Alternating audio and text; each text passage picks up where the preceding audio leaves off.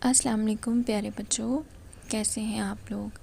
اللہ تعالیٰ سے امید ہے کہ آپ لوگ بالکل ٹھیک ٹھاک اور صحت یاب ہوں گے۔ پیارے بچوں، آج میں آپ کو کہانی سنا رہی ہوں، چیونٹیاں اور ٹڈا۔ ایک دفعہ کا ذکر ہے کہ ایک پیارے سے جنگل میں چونٹیوں کا گھر تھا۔ بہت ساری چونٹیاں بچوں اکٹھی مل کے ایک جگہ پہ رہتی تھیں۔ چونٹیاں دن بھر کام کرتیں، وہ اپنے کھانے پینے کا سامان اکٹھا کرتیں، اور کہیں پہ بھی اگر ایک چونٹی کو کھانے کی کوئی چیز ملتی بچوں، وہ آواز دے کے ساری چونٹیوں کو بلاتی اور پھر وہ مل کے ساری چیز کھاتی۔ ایک دن بچوں وہاں پہ ایک ٹڈا آیا پھرتے پھرتے۔ ٹڈا جو ہے وہ بچوں گرمیوں کے موسم میں ذرا کم کام کرتا ہے اور وہ انجوائے کرنا پسند کرتا ہے۔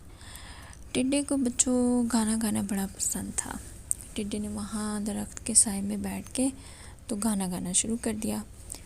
پھر وہ کیا دیکھتا ہے کہ پاس ہی زیادہ ساری چونٹیاں جو ہے نا وہ گزر رہی ہیں، اور ہر چونٹی نے بچوں اپنے منہ میں کوئی نہ کوئی کھانے والی چیز پکڑی ہوئی تھی۔ ٹڈے نے جب ان چونٹیوں کو یوں محنت کرتے ہوئے دیکھا تو اس نے چونٹی سے بات کی، چونٹی سے کہنے لگا کہ بی چونٹی، اتنی گرمی ہے، اتنی سخت دوپہر ہے، تو تم لوگ کیوں اتنا کام کر رہی ہو؟ آرام کرو، مزہ کرو، ادھر آؤ میں تمہیں گانا سناتا ہوں۔ چونٹی نے کہا، ٹڈے، جب سردیاں آئیں گی تو اس وقت کھانا مشکل سے ملتا ہے، اور اس وقت اتنی سردی ہوتی ہے کہ ہم کھانے کی تلاش میں کم نکلتی ہیں، تو ہم اس وقت سردیوں کے لیے اپنا کھانا جمع کر رہے ہیں۔ تم بھی اپنے لیے کوئی کھانے کی چیزیں جو ہیں وہ سردی کے موسم کے لیے جمع کر لو۔ ٹڈا آگے سے ہنسنے لگا، کہتا، لو ابھی تو بہت گرمی ہے، سردیوں میں بڑا ٹائم پڑا ہوا ہے، میں تو ابھی اتنی گرمی میں کام نہیں کر سکتا، مجھے تم گانا گانے دو۔ یہ کہہ کے ٹڈا اپنے کام میں مصروف ہو گیا۔ چونٹی اس کی بات سن کے بچوں اپنے گھر پہ چلے گئے۔ پھر جب بچوں سردی کا موسم آیا تو ٹڈا جو تھا وہ بیٹھا تھا، اور بھوک بڑی لگی ہوئی تھی اور سردی بھی بہت لگ رہی تھی، نہ اس نے اپنا گھر بنایا تھا اور نہ ہی اس کے پاس کھانے کی کوئی چیز تھی۔ پھر اس کو اچانک سے ان چونٹیوں کا خیال آیا۔ ٹڈے نے سوچا چونٹیوں کے پاس جا کے ان سے ذرا مدد مانگتا ہوں۔ ٹڈا فوراً چونٹیوں کے پاس پہنچا، ان کے گھر میں گیا تو اپنی حالت بتائی۔ چونٹیوں کے پاس بہت سارا کھانا پڑا ہوا تھا، انہوں نے محنت کی تھی، کھانا جمع کیا ہوا تھا۔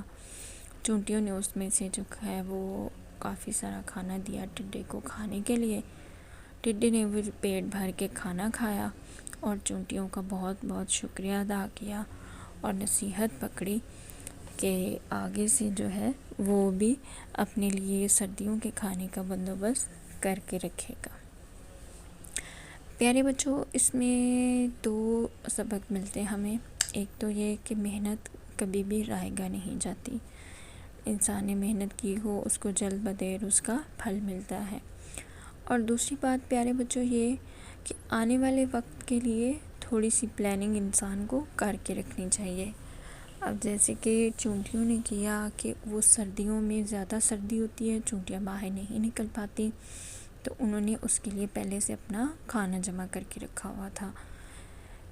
یہ ان کی آنے والے وقت کے لیے پلاننگ تھی۔ ایسے ہی انسان کو بھی آنے والے وقت کی پلاننگ کر لینی چاہیے۔ یعنی جیسے آپ لوگ نے اسکول جانا ہوتا ہے تو آپ پہلے سے اپنا بیگ ریڈی کر کے رکھیں، اپنا یونیفارم ریڈی کروا کے رکھیں، اگر آپ خود کر سکتے ہیں خود کریں یا اپنی ماما سے ہیلپ لیں، اپنا ہوم ورک کریں، اپنا جو آپ کا اسکول کا کام کرنے والا ہے وہ ٹائملی کریں، تاکہ جب آپ نے صبح اٹھنا ہے تو آپ کو اٹھ کے جلدی جلدی میں سارے کام نہ کرنے پڑے، آپ کے زیادہ کام پہلے سے ہوئے ہوں، آپ اٹھیں آرام سے، اپنا منہ ہاتھ دھوئیں، واش روم جائیں اور تسلی سے اپنا ناشتہ کر کے جائیں، تاکہ آپ کو اسکول جا کے بھوک نہ لگے۔ اسی طرح اور بھی اپنے سارے معاملات میں آپ چھوٹی چھوٹی پلاننگ کرنا سیکھیں۔ تھینک یو سو مچ بچوں، آپ نے میری کہانی سنی اور آپ میری کہانیوں کو پسند کر رہے ہیں۔ آپ کو اور کوئی اچھی کہانی سننی ہے، کوئی آپ کے مائنڈ میں ہے تو کمنٹ باکس میں مجھے بتائیے، میں آپ کے لیے وہ کہانی بھی لے کے آؤں گی۔ اور میرے چینل کو اسی طرح سے لائک کرتے رہیں، سبسکرائب کرتے رہیں۔